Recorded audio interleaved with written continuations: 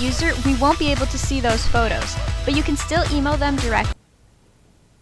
Hey, TKA. Today is Thursday, January 28th, 2016. I'm Julian Shaw. And I'm Ali Gishi. Well, Ali, it looks like we have several big events coming up soon, the first being Winterlude. That's right. Juniors and seniors have Winterlude this weekend. The theme is Night on the Bay. The event is this Saturday and boarding begins at 5:45. Students will meet at Pier 3 Landing. And that is definitely something you want to make sure you are on time for. Very true. The boat will leave without those that don't make it by 6 p.m. The cost is $85, so don't miss out. Get your tickets today during brunch or lunch. Another big event happening in a couple of weeks is Spirit Week. Student Council will be revealing the dress days tomorrow during a home group through special Friday morning broadcast. I can't wait to start planning my costumes. Me neither. But dressing up isn't the only thing we have to worry about. Several classes are working and coming up with their class dances. Yes, so freshmen, be sure to stop by Mrs. Davis's office to see your practice schedule. Also, don't forget to bring $10 so you can receive your shirt for Color Day. They will be distributed during brunch and lunch the Thursday and Friday before Spirit Week. Now, before we move on to some very important sports announcements, let's check in with Sienna Corpus to see what stories are making headlines around the world. What do you have for us today, Sienna? Well, Julian, it's funny that you mentioned sports because our first story takes place at a Florida swim meet. This week, spectators at the St. Petersburg Aquatic Center captured a brown pelican trying to enjoy the water during a pretty intense swim meet. The video posted by a fan shows just now at home the massive bird fell in the pool amongst the swimmers. According to reports, it's believed that the bird was taking advantage of the heated pool to escape the cold 50-degree temperatures.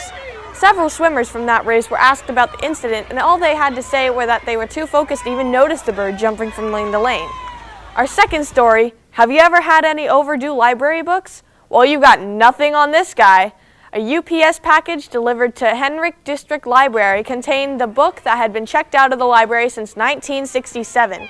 The package also included a note that explained the sender was a student at Hope College at the time and was possibly researching World War II when they forgot to return the book.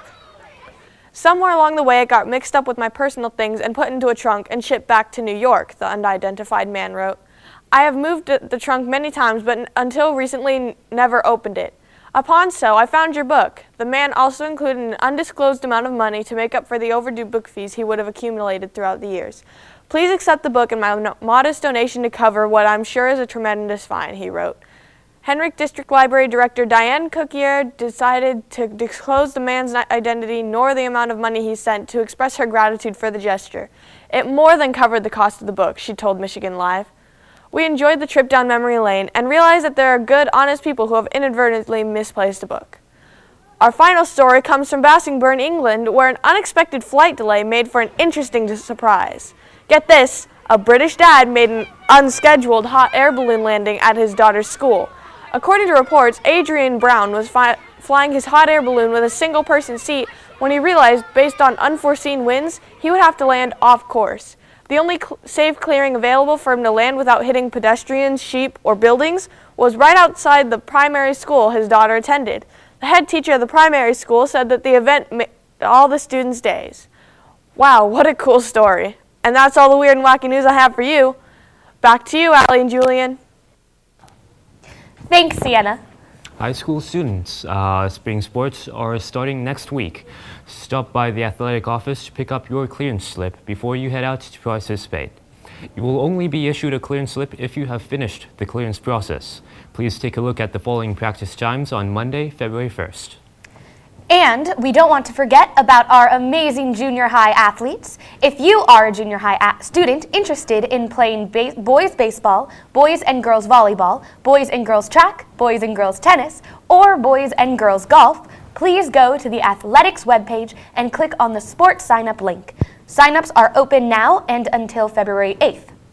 High school students, are you interested in using our wonderful weight room? If so, you must first attend a basic weight room introduction meeting. These meetings will be held the first Monday of every month at 3:30 sharp. If you miss this, please do not come in until the next month. Uninformed students using the equipment becomes a safety hazard. Sounds like if you're interested, you should plan on attending the meeting this coming Monday if you want to get access to the weight room as soon as possible. And now it looks like we have some fun trivia for you and your home group to discuss in a new segment with Aisha Maheshwari called Today in History. Take it away, Aisha.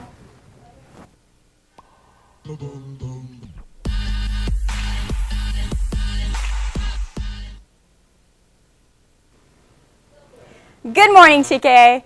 I am here to test your history knowledge with a few trivia questions about the significance of today's date, January 28th, in a new segment called Today in History. On this day, in 1959, which coach was hired as the Green Bay Packers head coach? A. Bill Parcells, B. Lou Holtz, C. Tom Landry, D. Vince Lombardi. If you answered Vince Lombardi, you are correct. Lombardi was signed to a 5-year contract as the team's coach and general manager. He would go on to win 2 Super Bowl championships. All right, let's see how you do on question number 2. On this day in 1986, which American disaster took place? A. The Loma Prieta earthquake, B. Challenger explosion, C. South Pacific Railroad crash, D. Iran-Contra affair. The correct answer is the Challenger explosion. Today is the 30th anniversary of the Challenger explosion. NASA is holding a special remembrance event at Arlington National Cemetery, as well as the Kennedy Space Center. All right, and the last question. On this day in 1912, which famous American painter was born in Wyoming? A. Jackson Pollock, B. Andy Warhol, C. Bob Ross, and D. George Bellows. The correct answer is Jackson Pollock. The painter, whose work is characterized by drips or paint splatters, created a piece that was auctioned off for $140 million. That's all I have for you today. Back to you, Allie and Julian. Thanks, Aisha. All high school football players, you have an important meeting at lunch tomorrow in the team room. Be sure to attend. If you like to bake, you might want to check out the contest being held by the French Club to celebrate Epiphany. Items are due before school tomorrow.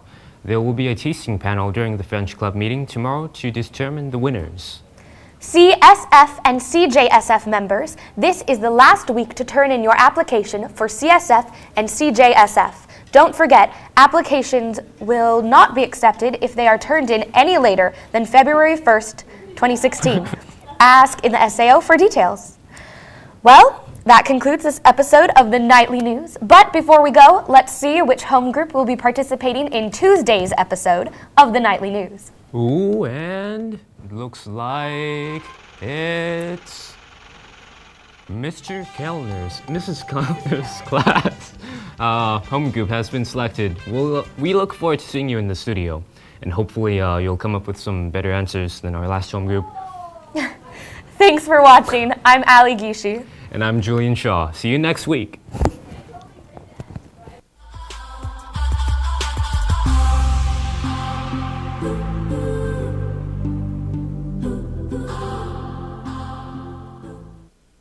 Tweet to nightly.news@tka.org. Are you on the TKA